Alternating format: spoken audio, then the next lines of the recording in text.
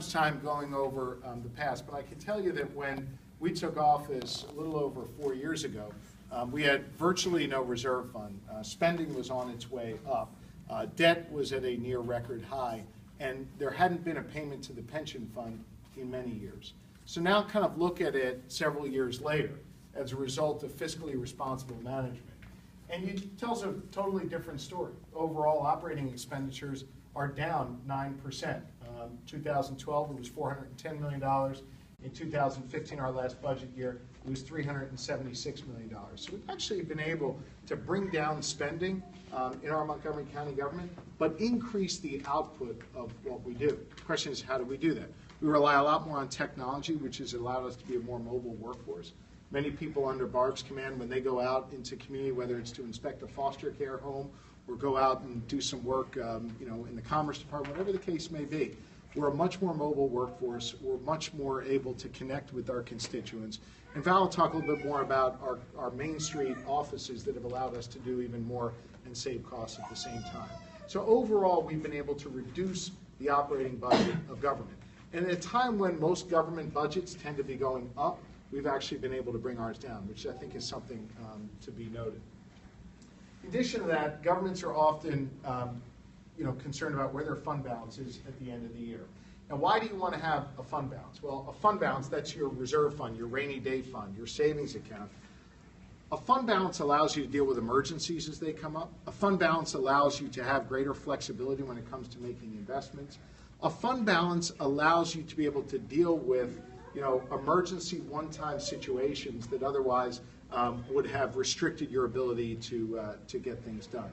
Our fund balance in 2011 was $24 million, which sounds like a lot of money, but that's only 58% of what we were supposed to have. You're supposed to roughly have about 10%. So that number should have been about $40 million. Today, in the end of 2015, it's 100% funded. It was $40.6 million.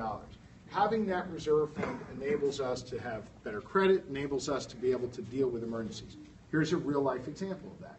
The state legislature didn't get a budget passed for, 9-10 months past their deadline. And so we fund a number of human services that Val's going to talk about, or provide a number of human services, but they're funded primarily with state dollars. So when you're expecting a dollar to come from the state in order to help grandmom get the care that she needs, and that dollar doesn't come, county governments all across Pennsylvania had tough choices. Either you could cut those services, or you could continue to provide those services at a cost to your taxpayers, or you could do what we did, which is we dipped into our very healthy reserve fund, and we spent that down pretty significantly while we were waiting for the state budget to come in. And then ultimately, when it finally passed 9 months later, and we got all that money back, we were able to replenish it right back into our reserve account. So having that reserve fund at 100% funded gave us the flexibility to be able to go out and meet the obligations to the seniors and the kids and those who are disabled in Montgomery County. Without that fund balance, we would have been like most counties in Pennsylvania, which is we wouldn't have been able to provide those human services to those who were most vulnerable and most in need. So that's a real-life practical example of how sound fiscal management enabled us to be able to deal with that challenge. Furthermore, one of the biggest challenges governments all over the country face, and here in Pennsylvania it's particularly pronounced, is in the form of pensions. We have pensions in Montgomery County. You have a pension, I presume, in the Pottstown government. You have pensions in water authorities. You have in sewer authorities. You have pensions in different police unions and what have you. And what happens is, essentially, the worker pays into that pension fund, and the county or the city or whatever matches it. Well, for too long, and then the third piece of that is, you're expecting a certain rate of return, right, which is usually about 7.5%. Well, when one of those things are off, then your pension fund goes unfunded or underfunded. Well, the employees kept paying in, as they were required to do, but for many years the county didn't pay in. And we did a couple things in Montgomery County. Number one, we stopped wasting a whole lot of money on money managers who were working on Wall Street, who were taking millions of dollars out of what could have otherwise gone into the pension fund because they were really smart. I put smart in air quotes, right? They were really smart. Except what happened was they never met the required return, and they were costing us millions of dollars.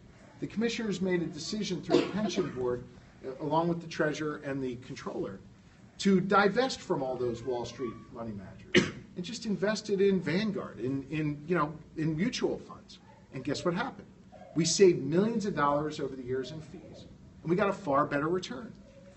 In addition to that, the county started meeting its obligation.